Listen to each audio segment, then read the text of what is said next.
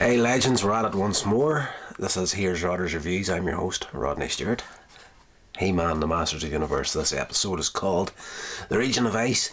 This is a great little episode and a very, very good PSA at the end of it. At the beginning of this episode, the royal family, along with Man-at-Arms and Tila and Orko, they're all out in the region of ice skating and skiing, having a good time, having a little vacation to themselves.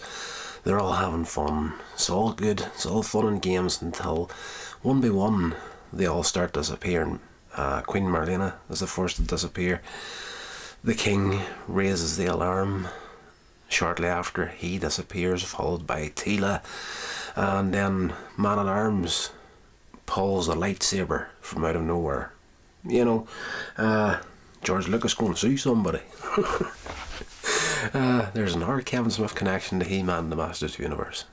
If you know that line, you know where it came from, and you'll be like, Rodney has just said something intelligent for a change. Well, fairly intelligent for pop culture, goodness.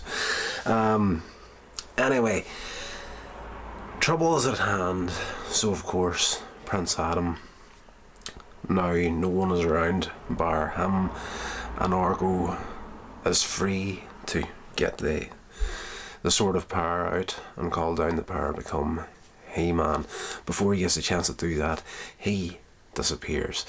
Orko's not really concerned at this point because he's like, he'll change into He-Man shortly and save the day. And of course, this isn't happening quite as quick as he would like to think. So he has realised at this stage that there is little platforms in the snow that the people have been dropping in through. So he uses his magic. Orko in this episode, is normally the running thing with Orko is that his magic isn't as strong on Eternia as it would be in his own home planet. And usually if he tries something, he messes it up. But for the most part in this episode, anything he tries works. So he manages to get in to the lower caverns of the region of ice and discovers the royal family all lined up, pretty much frozen in ice. And Prince Adam is the last in line, and he has the arm in the air in the pose for calling down the power. But as he fell down, the Sword of Power was just out of reach of his hand, so it's in the ice with him, but it's just above his hand, so he's trapped as well. This is at the stage where we get to meet the Ice Lord, and he reveals that Skeletor has kidnapped his daughter and holding her as ransom. What he wants in return is the royal family delivered to him. Then he release the daughter of the Ice Lord. So Orko comes up with a bright idea that this guy has never seen He-Man, doesn't know who he is.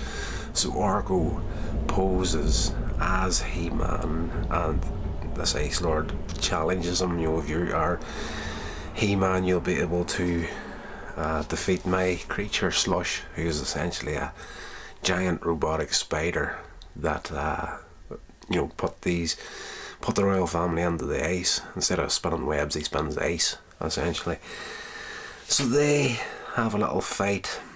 Orko manages to use some fireballs to bring down the roof on Slush, and while he's doing that, he actually gets trapped in the ice himself, but one of the fireballs releases him again. So he then has the Ice Lord convinced that he is in fact He-Man, and the Ice Lord tells him, okay, go get my daughter, rescue her, then I'll let the royal family go.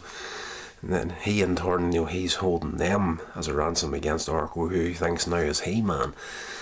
But Orko's smart enough to say, well, release one as a token of goodwill, and of course he picks Prince Adam, knowing that Prince Adam is in fact He-Man. So the Ice Lord agrees to this. Why do you want this one? Orko's like, that's my assistant. So Prince Adam has heard all this, even though he's trapped in the ice. He's heard, he knows exactly what's going on. So whenever he gets released from the ice, he's like, "Thank you, He-Man." So there's a few sequences throughout this episode where he's having a little joke with Orko about, I'm just your assistant and whatnot, and calling him He-Man and stuff like that. There, they set off to Snake Mountain to rescue the daughter of the Ice Lord, who's and I did laugh when I heard her name. Her name is Snowflake. So we'll just leave it at that. If you seen the last video, you'll know what I mean by that. Anyway, we get into the Snake Mountain. They enter through the jaws of the snake in the top of the mountain, and they have to fight against Trapjaw and Beastman in this episode. Skeletor's in there as well, of course. Not so much the big threat from Skeletor in this one, but there's some good sequences of Trapjaw and the way he gets captured in this episode. Of course, his thing is, he just pretty much can eat anything, and they end up actually using his own jaw against him, and he actually gets trapped when he goes to bite through this steel bar, and he's tied up. His two arms is tied at his sides.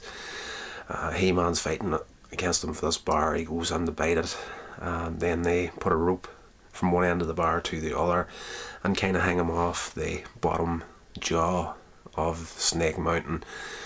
So he's trapped there. He's bit into this here thing, but he can't bite through it, because if he does, he'll fall. So he's trapped there. Beastman has the Ice Lord's daughter in the dungeon, and she's using her own powers against him just to really annoy him in this episode. Their magic all works around ice and snow. So, she's in the cell, but she's creating snow on the roof to fall on top of his head, and ice on the floor so he falls, slips and falls. Eventually they manage to, He-Man and Orko manage to actually get her out of the prison cell, but then they still have to get out of Snake Mountain. So on the way out, Skeletor does in fact start his magic to try and stop them, and he as they're trying to get back to the jaws of Snake Mountain to get out of it again, Skeletor uses his magic to actually close the jaw and trap them inside Snake Mountain. But He-Man, along with Snowflake, he uses her power to pretty much just make the entire floor ice inside Snake Mountain, inside the jaw, and He-Man chucks Trapjaw at Beastman and Skeletor, and like a set of bowling pins knocks them down, and they manage to break out, and off they go. At the end of the episode, the royal family are released, and the Ice Lord is apologising for the trouble that he's caused them, and the King Randor is like, just the next time something like this happens, ask for help instead of doing something stupid like what you just did. And Snowflake is thanking He-Man for his help at the end of this episode, and of course He-Man's nowhere to be seen. It's Prince Adam now. The power has been sent back, and of course then the joke is, which He-Man are you talking about? And she's like, both my He-Mans. And she gives Orko a little kiss in the cheek, and Prince Adam jokes that the hero always gets the girl, and that's where we close it out. Then we get the PSA, which is pretty much don't talk crap that you can't back up, essentially, is what the PSA is at the end of this episode. Orko made a promise that he thought he could break, and saying that he was He-Man, and he was challenged by He-Man to back up his words with actions, and that was pretty much it. If you're going to talk smack, you better be willing to get on there and get your hands dirty. So tell the truth, basically. Great little episode. I enjoyed this here. Great start to the day. I'm 43 years old, and you know, people say for the good of your own mental health, you should do something that will, you know, be good for your inner child. And, you know, sitting down watching these old episodes of He-Man and the Transformers right now is really just, you know, making me feel good to get the day going. So I'm enjoying it, and I hope you are too.